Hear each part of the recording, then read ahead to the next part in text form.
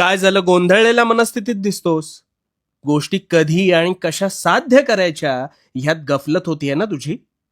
आता ह्यावर मार्ग सांगतो, तो अंमलात आण. सगळं काही नीट होईल, अगदी शेवटपर्यंत ऐक.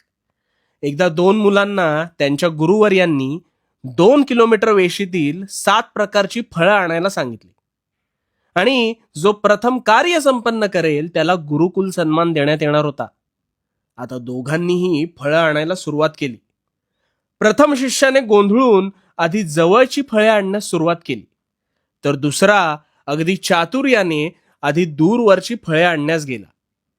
पहिल्याने पटापट जवळची फळं आणली आणि शर्यत मध्यंतरावर असताना अगदी खुशीत गाजरं खात आपणच ही शर्यत जिंकणार ह्या आविर्भावात तो होता.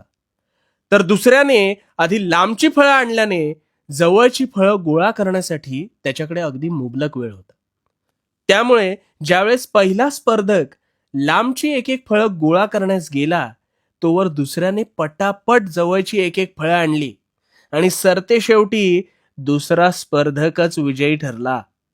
आता यातून तुला काय कळले? तू आहे ना त्या पहिल्या मुलाप्रमाणे आहेस. म्हणजे अगदी कुठलीही गोष्ट करत असताना त्याचा तू सखोल विचार करत नाहीस आणि भांबावून जाऊन चुकीचे मार्गच निवडतोस आणि मग नशिबाला कोसत बसतोस.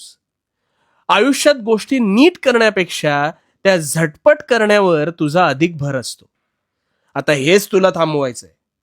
निर्णय घेताना शांतपणे विचार कर आणि मग पुढे जा. घेतलेल्या निर्णयात रस्ता कठीण दिसत असेल तर सोपा मार्ग धरायला जाऊ नकोस. कठीण रस्त्यावर पुढे चालत राहा, कारण कठीण गोष्टी केल्याने कालांतराने सोप्या गोष्टी तू अगदी सहज साध्य करू शकतोस.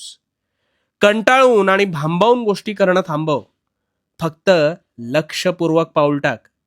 आणि हो, भिवू नकोस, कारण मी तुझ्या पाठीशी आहे.